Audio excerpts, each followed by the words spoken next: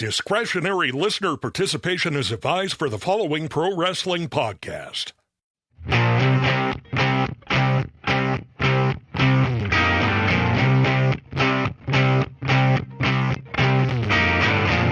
baby, I love your way because your way is listening to the Stick to Wrestling podcast. I want to thank Peter Frampton for writing that song about his favorite podcast, Stick to Wrestling. Hello, everyone. I'm John McAdam. This is Stick to Wrestling, where if you give us 60 minutes, perhaps indeed, we will give you a rawbone podcast.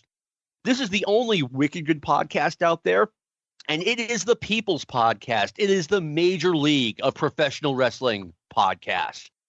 Before we get rolling, I want to invite everyone to follow me on Twitter. Just put in the words John McAdam and follow the guys who are fighting with chairs. I'm really good at sharing other people's tweets. A lot of retweets going out for me. You want to join up, if you haven't already, sign up for our Facebook page. If you like the podcast, you love the Facebook page, this episode will be an example of why you need to join the Facebook page, because we're doing a mailbag podcast, an episode. Thank you. These words are so hard. With that, I want to bring on my guest who's going to help me tackle those questions, and I want to tell the story about the first time he was on. My guest at the last minute popped out on me. Couldn't do the show as a legitimate reason. So I get on Facebook. I'm like, all right, first cool, knowledgeable guy who I see posting, who I see is active. So if I ask him, hey, can you be on in an hour? He can give me a yes or no. I see Vincent Waller's name. An hour later, he and I popped out a great podcast, and he's back this week. Welcome, Vincent. Thanks for having me back. Very excited to be here. I'm excited to have you. You were really good last time. As the guest, I would like to invite you. We took questions on the Facebook page. Vincent, what's the first question you would like to discuss? Somebody asked a question about Iron Sheik broke Hogan's leg. Who would be the next in line to challenge or take the title? Yeah, I don't actually have the name up.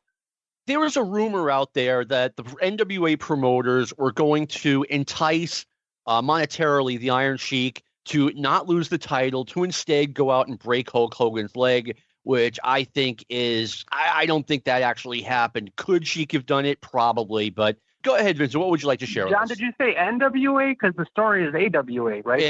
Vern Gagne himself. You know what? Both stories are out there. I could see Vern. Oh, I never heard the NWA version of that. And you know what? I had heard both. So I just have to say I love this question so much.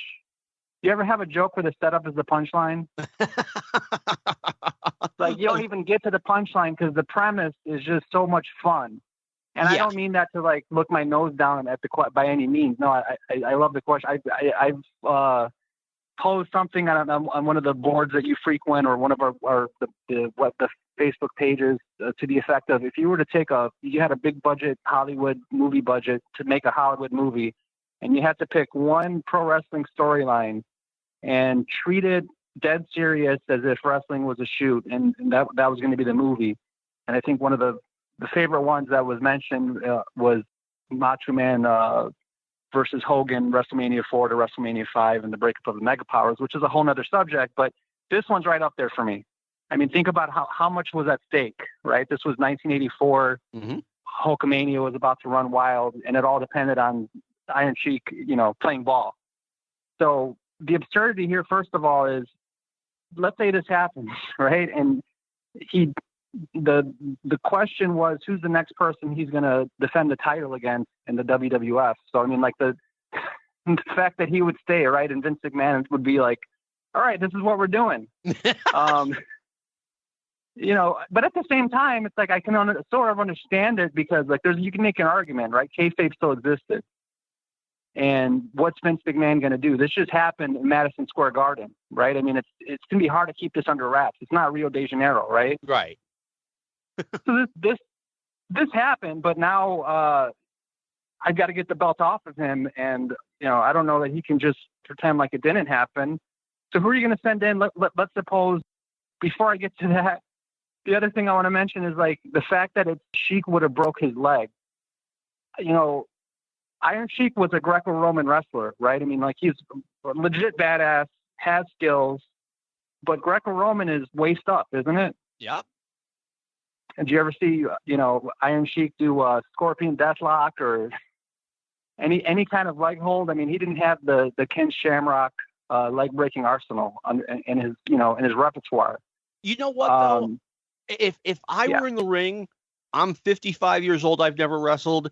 If you were trusting me, I could break your leg because I could just cheap shot you. I could just if you're laying on your back, I could just come down with all my weight on one of your knees and I could mess you up. You could do the same thing.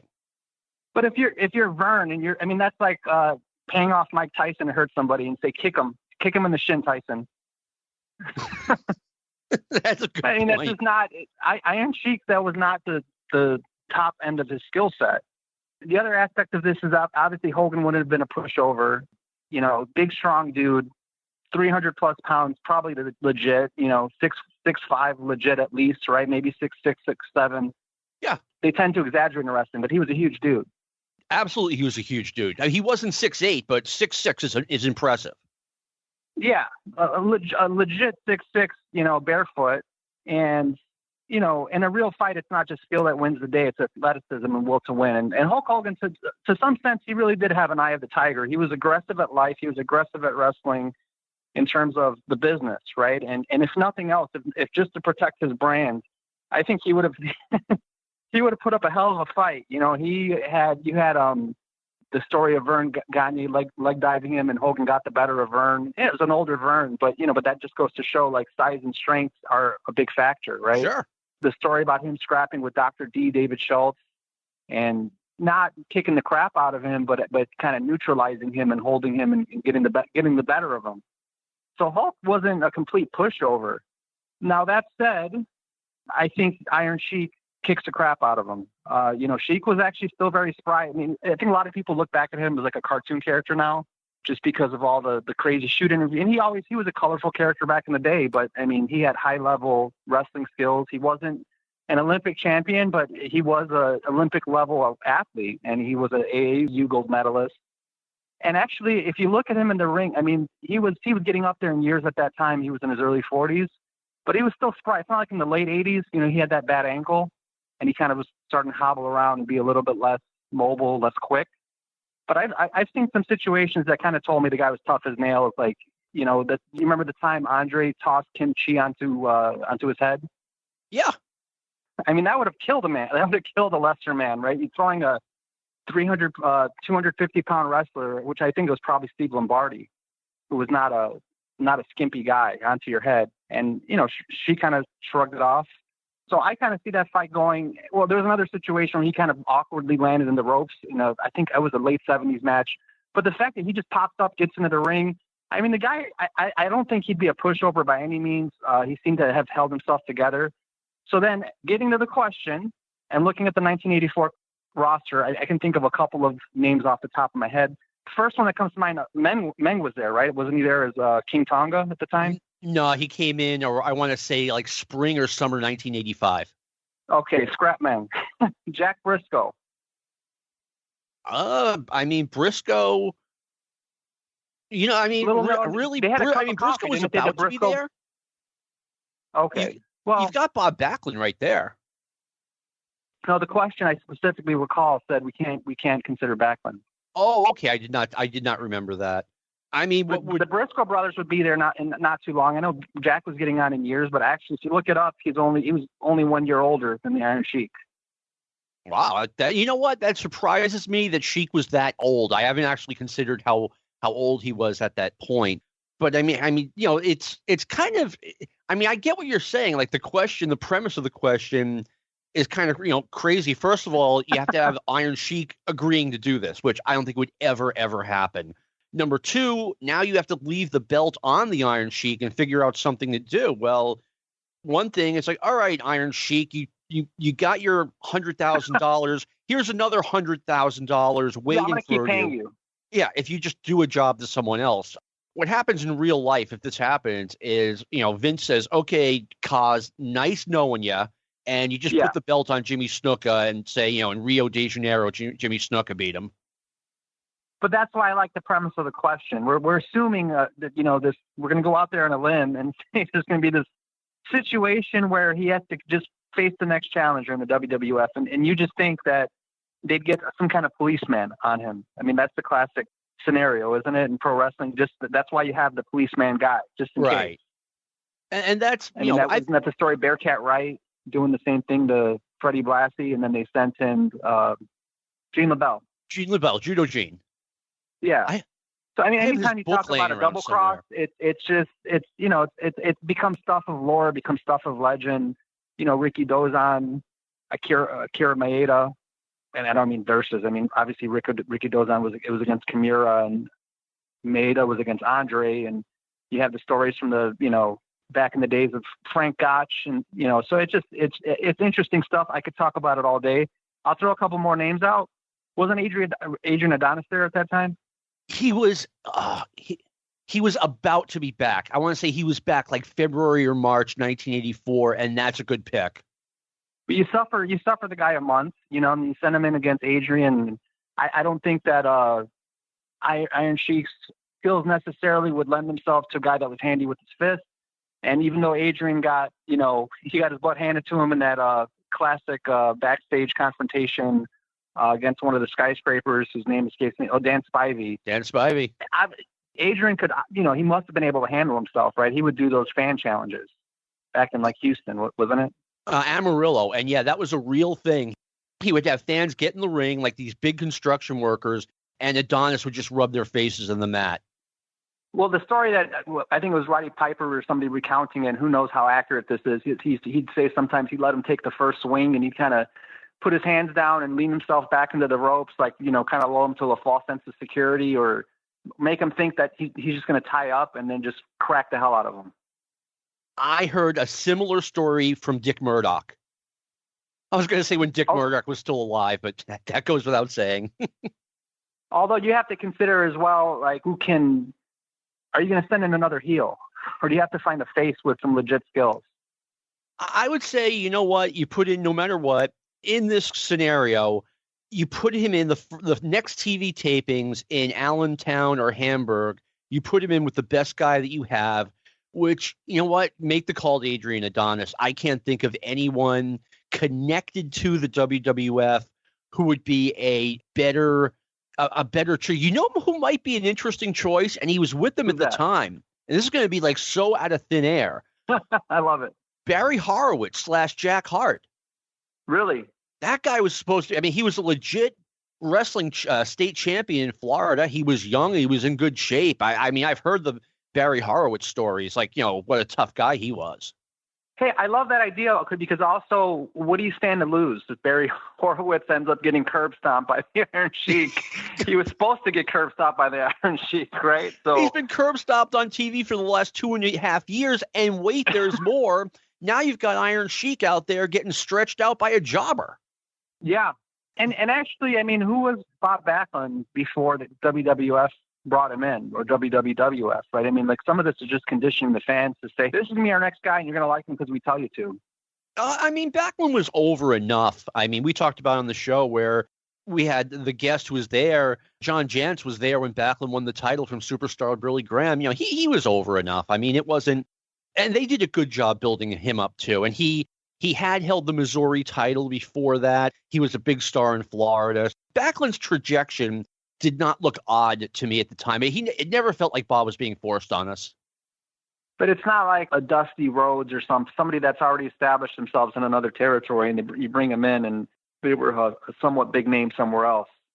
Yeah, it was almost like Backlund when he was, like, let's say, right before they brought him in the year 1976, he looked like a rising star, and WWF is where he became a star. But like I said, to me at the time, it didn't look weird or forced. So my last suggestion of a wrestler before we get to the next one is Junkyard Dog, and here's why.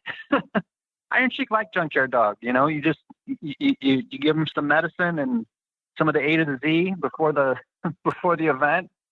Send him out there and tell him you're going to do the job against JYD, and I think he would play ball. Maybe. Then again, if you're right. Maybe he would do it. And if you're Vince, like, no, it's okay. You'll have a job after this. I'm not mad at you or anything. We talk him. Yeah. We talk him and hey, it's your friend. I'm sending you in there against your friend.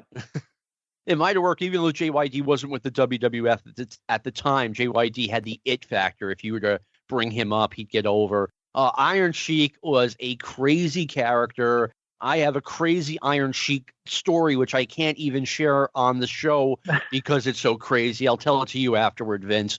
All right. I love it. I just love the guy's a legend. He's awesome. Love him.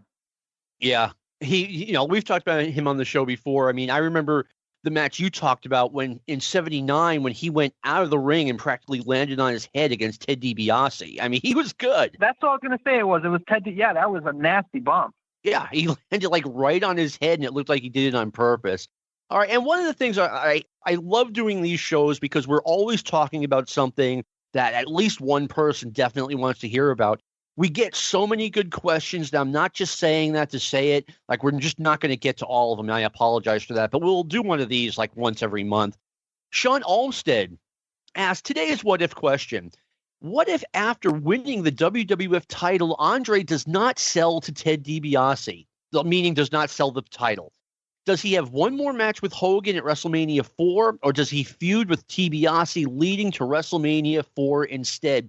I just want to say we are recording this February 6th, 2021, and 33 years ago today, I went to the Boston Garden the day after Ted DiBiase or Andre the Giant won the title on Saturday night's main event or the Friday night main event and quickly gave it to Ted DiBiase. And it was pretty cool seeing that the next day, Ted DiBiase parading around the Boston Garden with the WWF Championship belt. But Vincent, what do you think about this?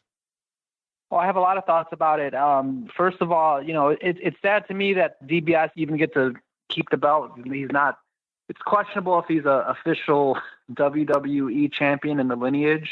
He was a great wrestler himself. It's also kind of sad that, I know people always say it's sad that so-and-so didn't hold a belt. Everyone, should have gotten a run.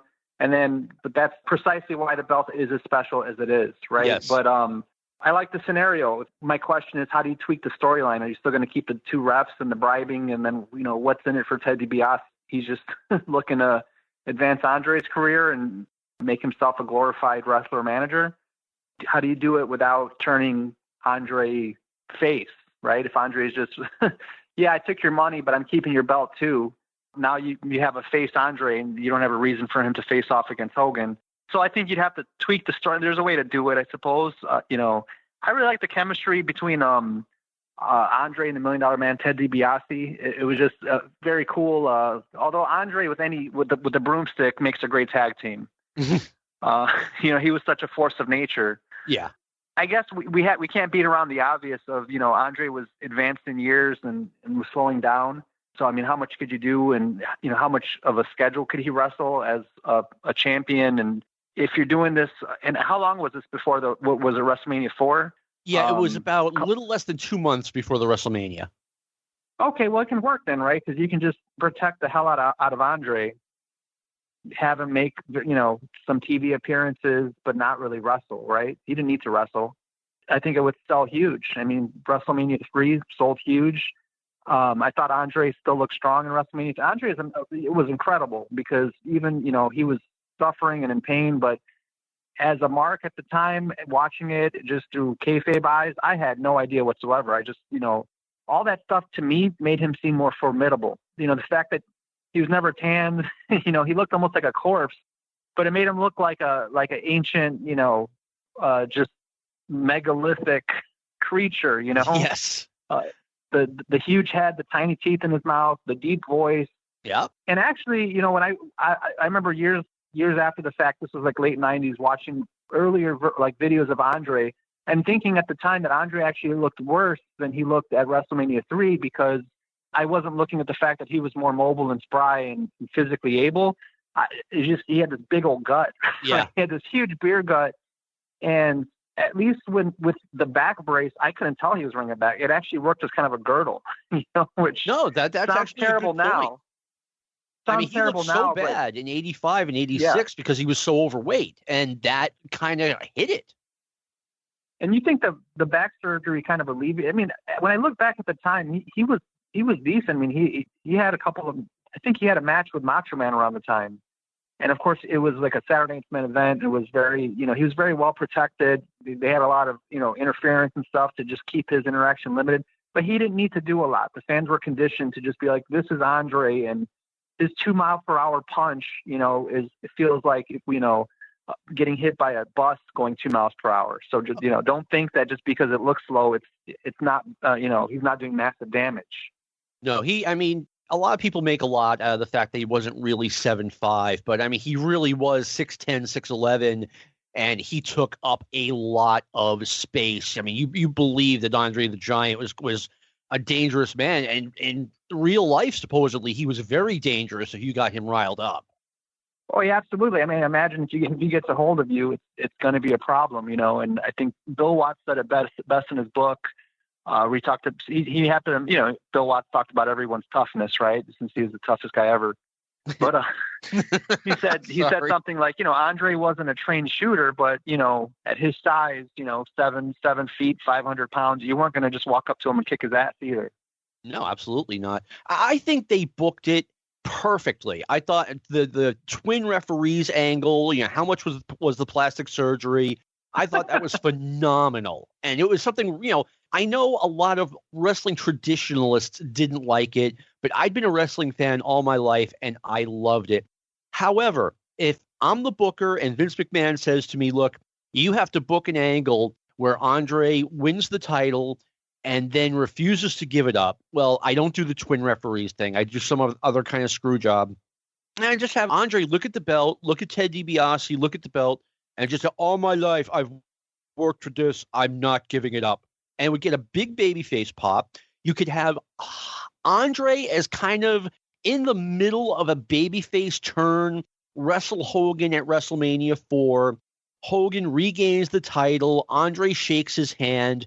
And then you have Ted DiBiase pay off Bam Bam Bigelow to go after Andre the Giant. So there's your next feud. But I wouldn't have done that. I would have done exactly what they did. Plus, you had a summer of Andre the Giant challenging Randy Savage for the title. Then you get that big SummerSlam main event. So I think they did it right. I agree with you, but that would require a shift in the dichotomy of WWF, which they wouldn't have been willing to do at the time because they were still black and white with faces versus heels. So yep. They'd be too afraid you can't have a tweener Andre. Like, tweener just wasn't a thing that they had. Yeah.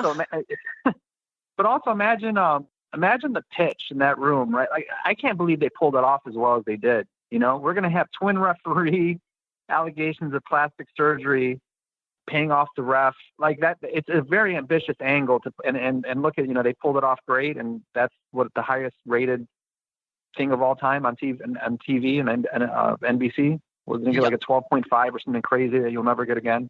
It got I want to say it got like an 8 something. I'm not positive, but that's still for a Friday night. That's a really impressive rating. It got over huge. It worked out great. And, and also very few people knew what was happening. My understanding is Vince and Patterson didn't let Andre or Hogan know until the night of the show. Like, I didn't know that was going to happen. Yeah, who knows? Seems like Vince McMahon will never do a shoot interview, and if he does, who would trust what he says? Yeah, exactly. Vince has been working this for so long, but hey, he's the guy who made it all work. All right, what's the next question you'd like to talk about? Anything you want to talk about? What about change the finish to one supercard? Change the finish to one supercard. What would you do? Booker T, Triple H, WrestleMania 19. Okay. Why do you think I might suggest that?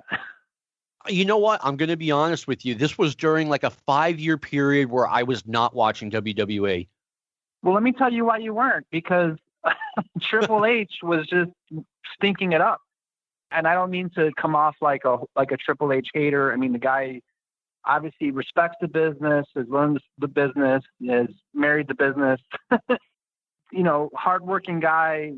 He seems to be doing really good things with NXT, but he put himself in this position where every Monday Night Raw, he was going off on this like 20-minute spiel, and then thinks that makes him a great heel. Like that's just changed the channel heat. Obviously, you changed the channel, I changed the channel as well a lot of the time, but kind of kept the toe in the water of what was going on. But this was the situation where basically they ran a very it's not even strongly implied or dog whistle. It was a race angle, you know, and he had this famous promo that he gives talking to Booker T saying, you know, people like you don't get to hold this belt, which, you know, historically in pro wrestling has been true, right? But like, if you're going to come out and say that, and you're the heel that just, and not even he wasn't even a cowardly heel or a chicken shit heel. Like, they kind of booked him as, you know, a monster heel, but I don't buy the guy's a monster heel.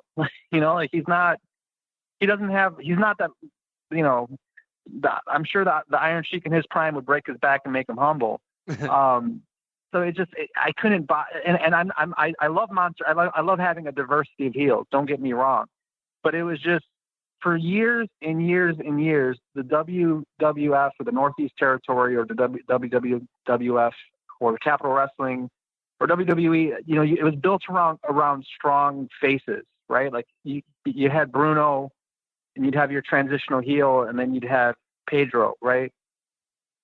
Even superstar Billy Graham was starting to become a face. Like, you know, they want to go home happy. That's just what the territory was built to expect. And now suddenly you're going to have this guy who just, you hate him because he's boring. You know, he drones on. He's got everything going for him. It looks like the promotion is just trying to shove him down your throat. And then that by itself, now combine that with just outright racism, you know, like without getting into politics or anything, it just doesn't seem like, you know, Vince McMahon's had the best record on that historically, right? No, and he had a couple of, so this is all set up. At least if you're going to do a race angle this recent, you're going to put the black guy over, right? But instead, guess who won? Well, Nashua, New Hampshire's own Triple H. That's right. And not just one, but one pretty much clean and fair and square, and like, you know, finished him with, I forgot whatever it is. I think it's just a normal flapjack kind of finisher, and did this long thing where they're both laying there kind of halfway knocked out. He crawls over and he gets the 1, 2, 3 and just buries him. And it doesn't even look, you know, like no one's going to just respect you for that and think that, yeah, you kicked Booker T's butt. It just comes off. It's just, you know, horrible from every single angle. Like if you were to, and Booker T was, you know, a deserving champion. Booker T had tremendous skills. He was you know, through all the muck of WCW, the night that he won that belt, even with all the crappy Russo nonsense, I popped for that moment just because, you know, Booker T had night in and night out worked his butt off. And I know he gets knocked for having a little bit of floatiness in his moves. They don't seem to have as much high impact as they could if you want to be super technical about it. But I mean, how many heavyweights could do the, you know, the Harlem Hangover, the, you know, jumping off the top rope, you know, missile drop kick around that time, especially? I mean, I remember I was watching something from WCW, like when he first got there, and he just, you know, they were doing a rope spot, and he just casually jumped right over this guy without even thinking about it. I mean, he had incredible athleticism. I've always been a fan of Booker T. Couple of things about Triple H. I stopped watching, or I took a break from watching right around like after WrestleMania 2002. And this is when Chris Jericho held the WWE title, and they booked him to fail with the WWE title and to make the other guy with long blonde hair look like a goof. And I was on an email thread back to when those were a thing. And someone's like, oh, you know, they gave Chris Jericho a chance with the title. He didn't succeed. What's the problem? Well, you know, they put him in an angle where he's babysitting Stephanie McMahon's dog. And I'm like, you know, and I say on this email exchange, they know what they're doing. They put the title on him, then they book him to fail so they can write him off. And Dave Meltzer, who was part of this, says, yep, McAdam knows what he's talking about. Because I've been in the fringes of the wrestling business. WWE doesn't not have a monopoly on that, you know, cutting off your nose to spite your face. You just mentioned it earlier, right? Oh, well, actually, now I'm going off the record. You're talking about Fritz earlier in our pre-talk, which could have been a good chat for the show, having a rival that he was trying to ice out of the business, right? And if you just, you know, oftentimes people see things as a zero-sum game, and they're really not. God forbid Chris Jericho gets over. Yeah, they wanted, you know, he's a valuable piece in their puzzle, and they went out of their way to muzzle him so that, you know, for the sake of Triple H, this happens. They went out of their way in 2001 when Rob Van Dam was red hot. Well, they made sure the right guy didn't get the right angle to get over. And the fans wanted to get behind Rob Van Dam. Yeah. I mean, they were. They were behind him, and it's such a way of thumbing your nose at the fans. And how long can you do that for before you just kind of, burn a bridge with a lot of your demographic? Yeah, I mean, the WWE, I get how some of they were still WWF at the time, how a lot of their roster had been conditioned to, hey, WCW guys are the enemy. They're trying to take my job. They're trying to put this company that I work for out of business. Well, that's gone now, and you got to be an adult and get over it. And if RVD comes in and the fans take to him, that's the guy you got to push. But, the locker room was opposed to it. But anyway, if I had to book a main event differently, a super show differently, I mean, we have the benefit of hindsight here. But 1988, the first Clash of the Champions special, I would have put Sting over Flair and taken my chances with this hot young babyface who's about to get hotter, and we don't know this in March 1988, and take our chances with him as opposed to keep going downhill with Flair as champion. And no, none of it was Ric Flair's fault, but I would have done that differently. And Sting was never the same, right? It wasn't that before Sting broke his leg? No, this was Sting suffered the knee injury February 1990, so this was a couple of years before. Oh, okay. But I mean, Sting just had this momentum where the fans were so behind. I mean, he seemed like a guy that was genuinely enthusiastic about pro wrestling, and you can only, take that guy down a notch so many times. And Crow Sting never did it for me quite as much as Sting. No, same here. I mean, and I actually get that he couldn't get stuck with that gimmick forever. But at the same time, Crow Sting, like you said, just didn't do it for me either. Well, there's something about Crow Sting that it went in with this whole kind of goth kind of thing that is inherently depressing. So, people that like feeling depressed and bad about themselves will get behind you, and we have a lot of those. But and the old Sting fans will get behind him as well. But there was just like a enthusiastic energy about Surfer Sting.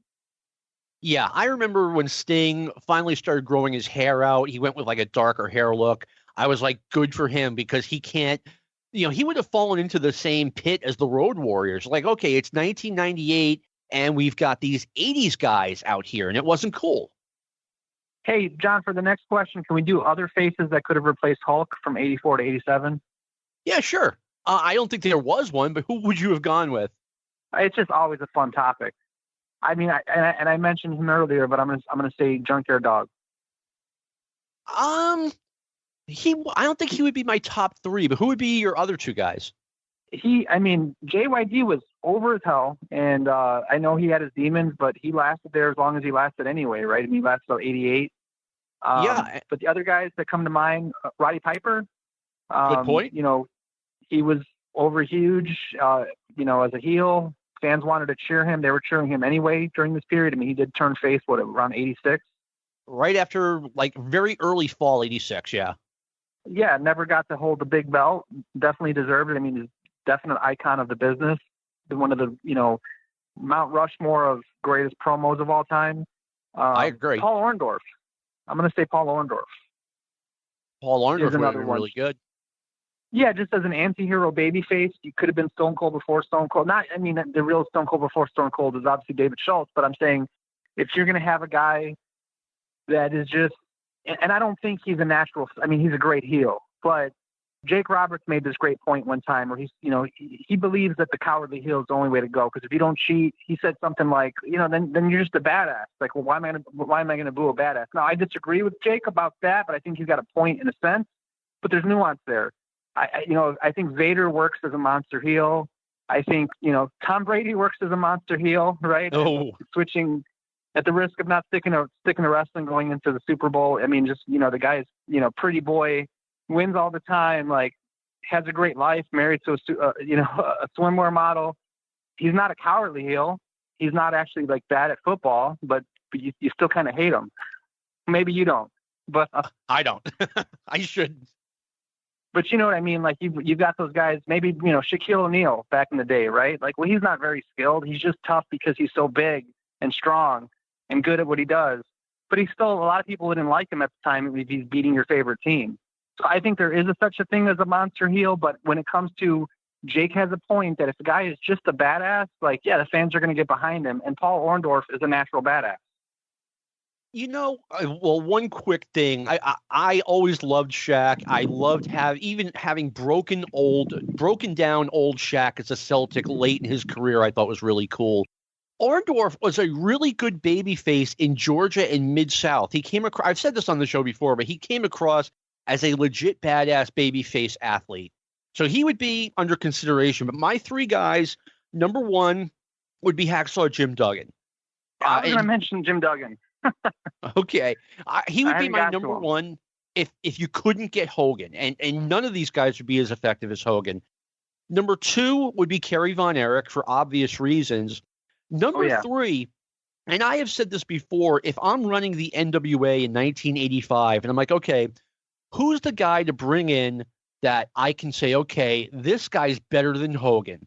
And that would be the recently deceased Butch Reed. We're recording this, I said, February 6th.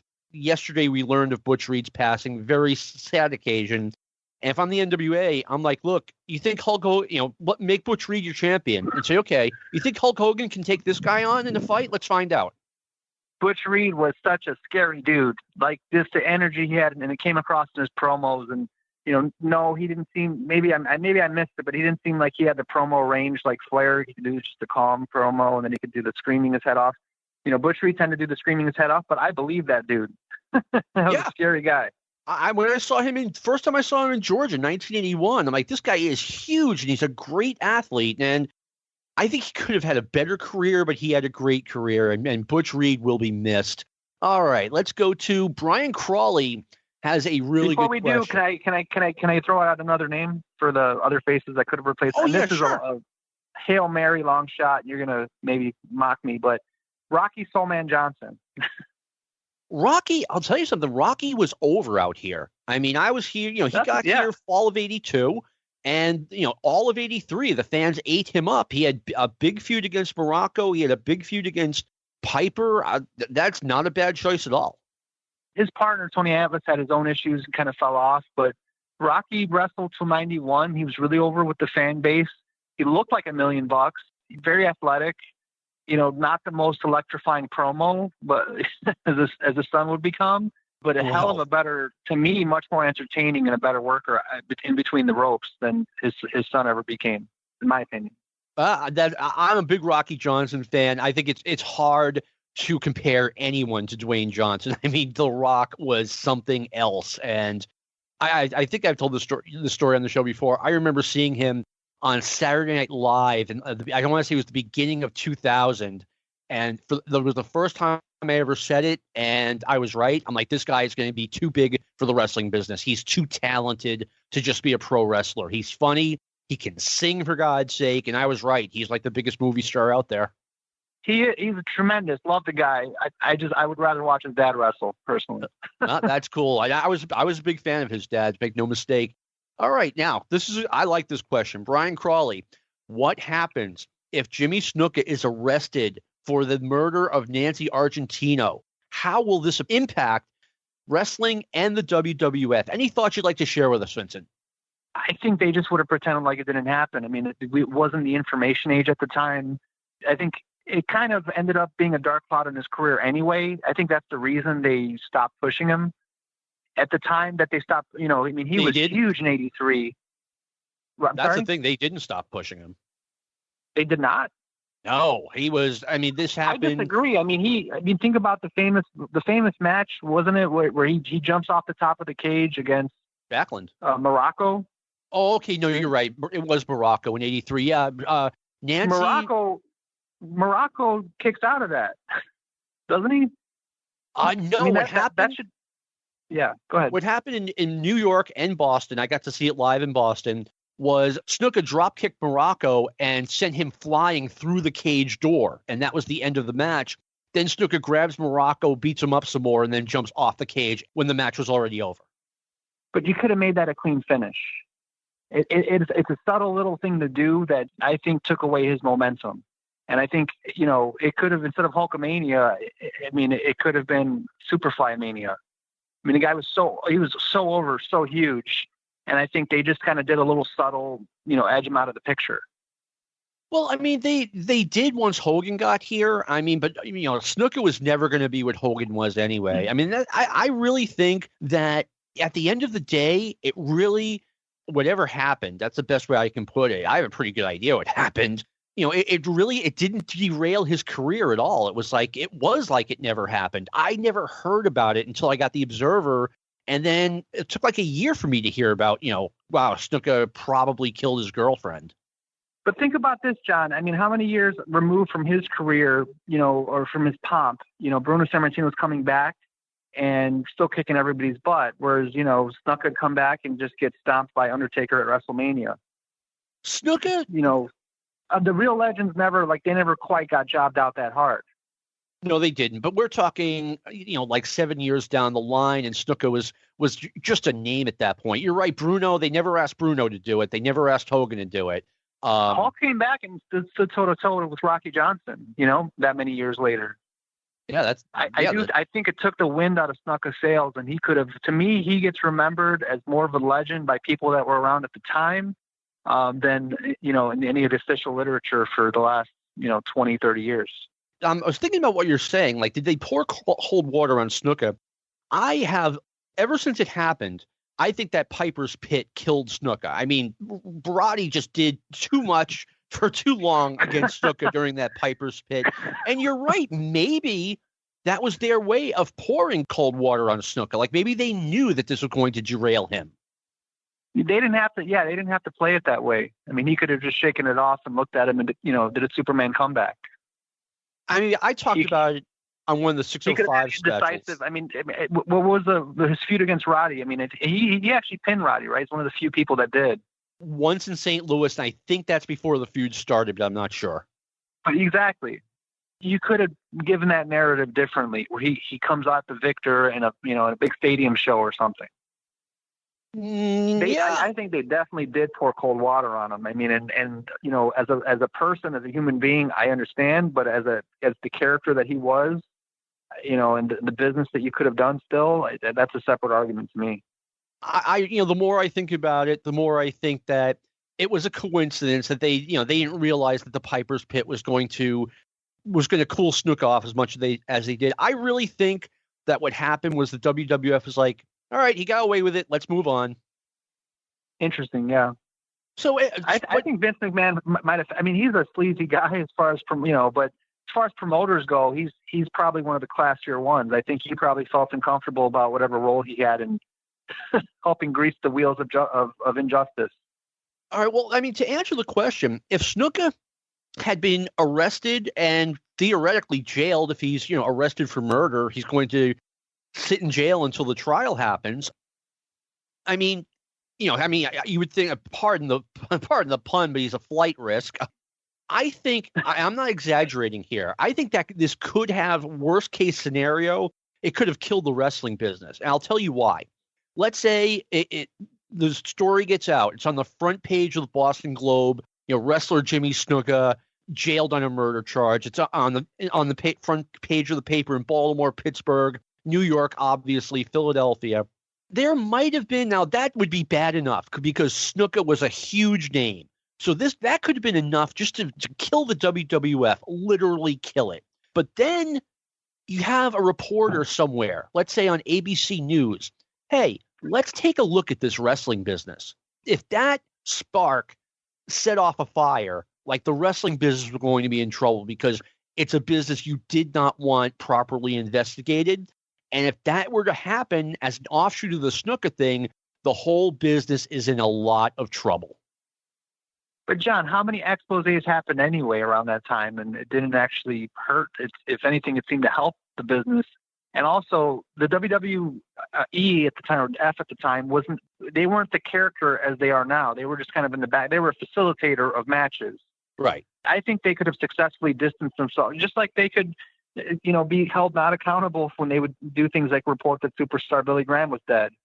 Right? I mean, didn't Gorilla Monsoon report that in some article that he would write? Yeah, he was in a newspaper in Philadelphia. He had a weekly column, and yeah, he incorrectly reported Graham as being dead. But that's the thing. It was like, and he never he never corrected it either. But that, that they was had one. They had an Orwellian 1984 control over their audience. Yes, for they better did. or worse. Yeah, but that's what I'm saying. Like, what if Snuka's arrest got that away from them? What if, no one cared about wrestling? I mean, you were lucky if you got the results of the matches at the Boston Garden in the paper 2 days later. But that's the thing. Like, would that? Oh my God, this wrestler's a murderer, and then it turns into, wow, this is what this business is like. I mean, the scandals in 1991 and 1992 definitely hurt the WWF because once again it got out of their control. That's true. All right. So, yeah, I think Snuka, if he had gotten arrested, it might not have been a giant deal, but worst case scenario, it is really bad news. Vincent, what question would you like to address next? When did WCW jump the shark? Okay. I can answer this two different ways. We just talked about it the previous show. When the news came out that Dusty was coming back to WCW, like, I gave up on it. Emotionally, I was just like, this is never going to be good. The second time, I still watched it. I'm not going to lie about that, but I lost my enthusiasm for it. Like, in other words, I wasn't taking a flight to Baltimore to see the Great American Bash anymore. But number two, the second time, I can't pinpoint the date. I should have looked this up, but it was during 1996 or 1997 when every episode of Nitro would end with like 7 or 8 guys from the NWO beating up one of the Babyfaces, and one time they spray painted NWO on Elizabeth's back, and I was like, then they do this every single week, and it was stupid to me. It was just it was the ultimate ego-driven wrestling, except that it was now the heels that were unbeatable. That's a great point, John. It jumped the shark, I guess, at the end of every Nitro. We've got to go, everybody. It was just insulting. It was terrible. But to the extent that you were going to turn all of that turd into gold, you could have done it at Starrcade 97. But Nick Patrick gives the slow count, and Sting gets to look like a chump who can't win the big one, against Hulk Hogan. One of the greatest things I've ever heard was, and not that I like, any podcast that's not wicked good, but Conrad Thompson cornered Bischoff in this one podcast. He was just did not let him get off, squirm out of the way, which often happens, right? And you've got the person that's like the wrestling insider. You want to grease the wheels to keep things moving. Yeah. And he's just, like, no, like, that's insane. He's like, but he showed up, he wasn't tan. I was like, what do you mean he's not tan? Like, the fans wanted to see Sting win. Yep. All the crap they've endured for so long, this was supposed to be the comeuppance. And Bischoff still trying to squirm out of him. Well, he was out of shape. He had a little bit of a gut. And you couldn't have identified this a week beforehand. Like he shows up the night of, and now you're gonna just change everything. You idiot. And he's 1,000,000% right. Not Conrad is. I don't really like his delivery. He's not fun to listen to. But that particular episode was great. There was zero reason for jacking up that finish. It just needed to be a clean pin. Mm-hmm. Who the hell cares whether Sting was tan or not? This was, he was hanging out in the rafters. He should have lost his tan. He's gothic now. And but I got more than for that for WCW jumping the shark. Hot shotting Hogan Goldberg. You're just going to give that away in a Nitro, just for a one week episode boost of your Nitro rating. That should have been a Starrcade. A great passing the torch moment. The finger poke of doom, Nash against Hogan. Nash just taking an obvious fall, just thumbing their nose at the audience. Jay Leno with Hulk Hogan in an armbar. And then finally, any Hulk Hogan versus Macho Man main event. Macho Man needed to get one clean win one time against Hogan for all the years of crap. Yeah. I'm going to defend Bischoff a little bit. And that is that he couldn't make Hulk Hogan do anything Hulk Hogan didn't want to do. That's just a reality. That's just it. I mean, if Hogan wasn't going to get pinned, he doesn't have to. And if Bischoff doesn't want to just come out and say that, okay, that's fine. I forget what the other thing was. A very, very small point, but that's the one thing I have to defend Bischoff on. Bischoff should come out and say that. He comes off like why should I believe anything he says? That's a good point. He's so smarmy about it. Yeah. All right. Dominic Violi, I hope I'm pronouncing your name correctly, From your reigning and defending fantasy football champion, who do you feel is the most overlooked territory of the 1980s? Do you have one, Vincent? Most overlooked territory of the 1980s. You know, I grew up with WWF, Mark. So for me to have, if I had contemporary knowledge, I would have been way more into Mid-South. Mid-South was awesome. Bill Watts had a very good approach to the business. I mean, he had an approach to the business of a person that the average things about the business turned them off. And I think that's made some of the best promoters, and that's made some of the best bookers, and that's made some of the best wrestlers. I was watching a shoot from Paul Orndorff saying, I used to watch it and it all looked fake, you know, and Paul Orndorff is a real life badass. I'm sure he's had his share of street scraps. And when he wrestled, he made it look real. So I think anybody that looks at something with an outside perspective, and I think that helps educate them to do, you know, learn what you like and learn what you don't like, right? And yeah, I think Mid-South, really, they presented it as a sport, and their angles were believable. The action was hard hitting, and, you know, they wanted blood and guts and tough guys, and that's what's entertaining to me about the sport. Okay, that's actually a good answer. Who do I feel is most overlooked territory in the 80s? I'm going to be honest here. It feels like I'm supposed to say Continental. And, you know, I don't know if Dominic is coming from that direction or not, but it feels like the stock answer is Continental. And my feeling is the Continental, which was really good, has gotten enough love over the past 5, 10, maybe even 15 years on the internet where that can no longer be said. So with that, I'm going to go with Mid-South because up until around 83, 84, they virtually got no coverage from the after magazines, despite being one of the best and most successful promotions out there. You know, because Junkyard Dog came out of nowhere. The Freebirds came out of nowhere. And so they were using stars that the aftermag people running them weren't familiar with, and thus they got very little coverage. So early 80s Mid-South is my pick. What's the next question you'd like to discuss, Vincent? If Mr. T drops out of WrestleMania, what happens? Okay, good. That was my next question. And that was a real possibility because I heard maybe for the first time, maybe 10 years ago, that Mr. T wanted out the day of the event. He wanted out because Mr. T might have been a tough guy, but he wasn't Paul Orndorff tough. He wasn't Roddy Piper tough. And they had a lot to gain by stretching Mr. T on a national, not a pay-per-view, a closed circuit event. Like, can you imagine the news the next day where either Paul Orndorff or Roddy Piper made Mr. T submit in the middle of the ring if they pulled a double cross on him? And yeah, supposedly T, the day of the event, said, I want out.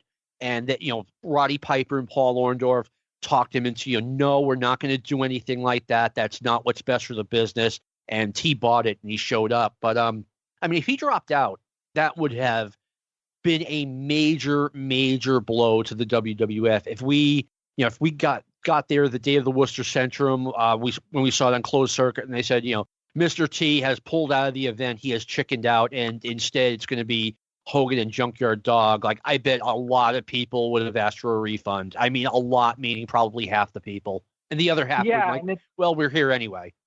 And Mr. T, I mean, to people that weren't there at the time, like, they can't understand what a force of nature he was. Like, he was just a huge, I don't even know that we have stars like that anymore. I mean, there used to be, I think it's because, the information age, we have a greater diversity of media, right? Mm-hmm. So there's like, everyone can just like what they like, see what they see, get into their particular Netflix wormhole.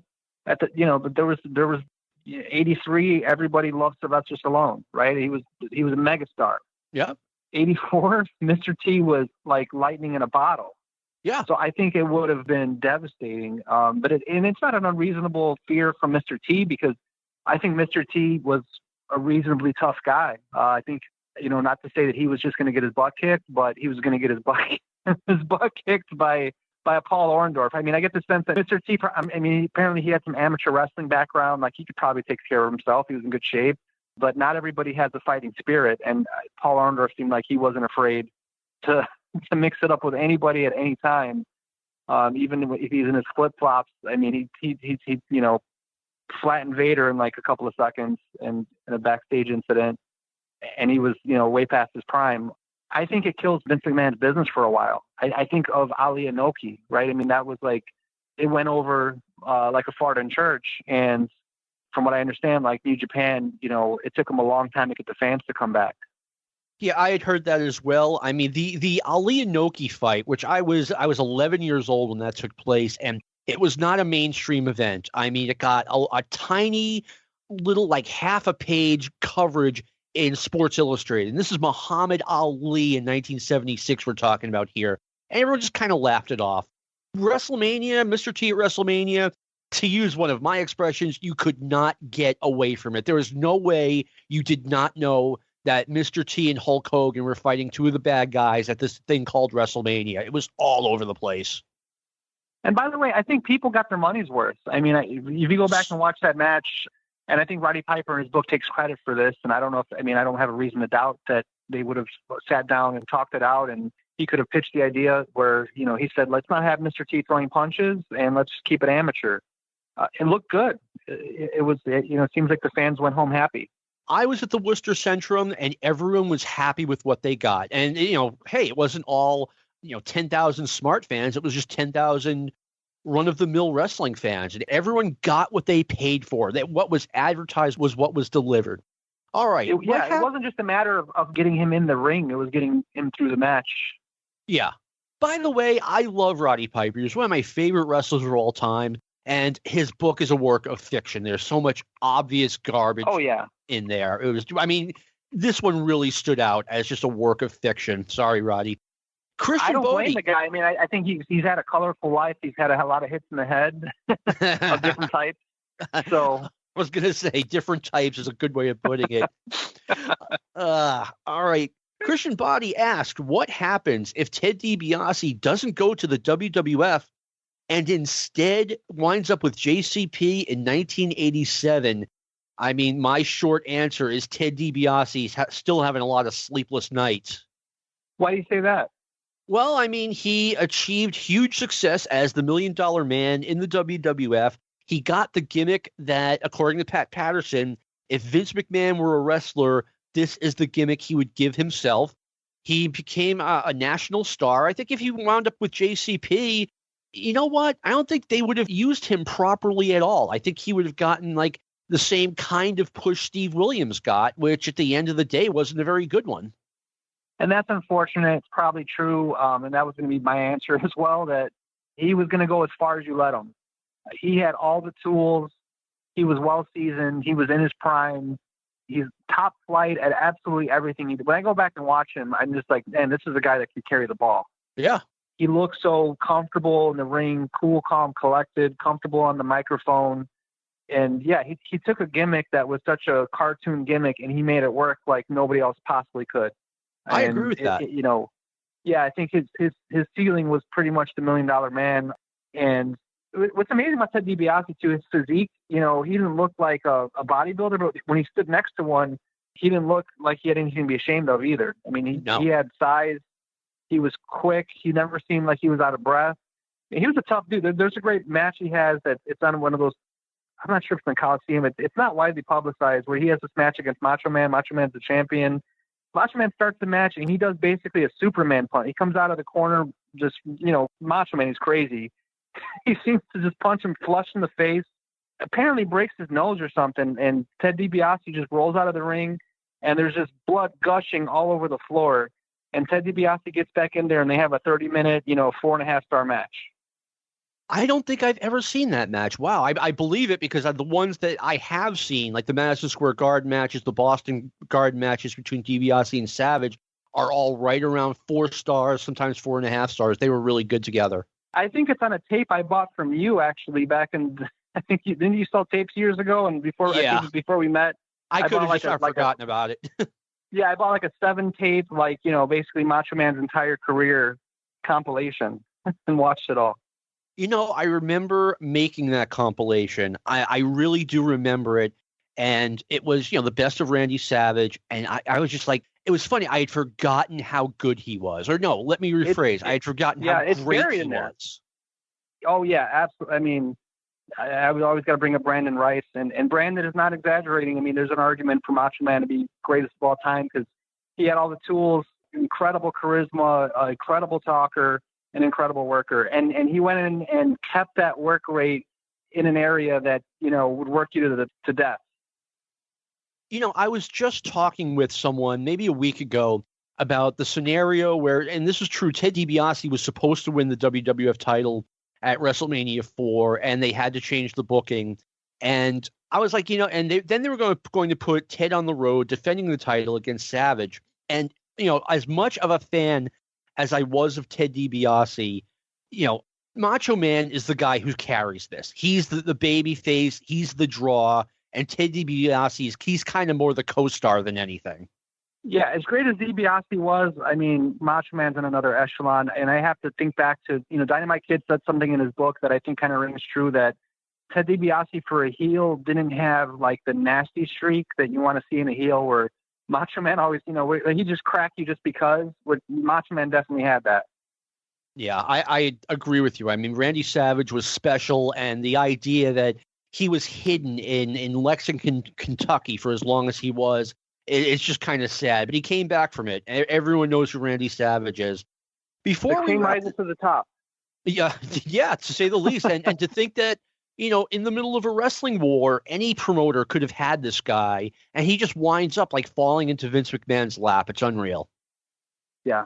All right, before we wrap this up, and I apologize to everyone who didn't get their question answered, I might bring this exact mailbag back in a month or so. Wanted to touch upon something Frank Conan said. He goes, your thoughts on Bill Simmons as a Boston sports fan and a fringe wrestling analyst. About 20 years ago, before Bill became a huge star, when he was just, a smaller scale guy, someone wrote to me and said, hey, seriously, I won't tell anyone. Is this you?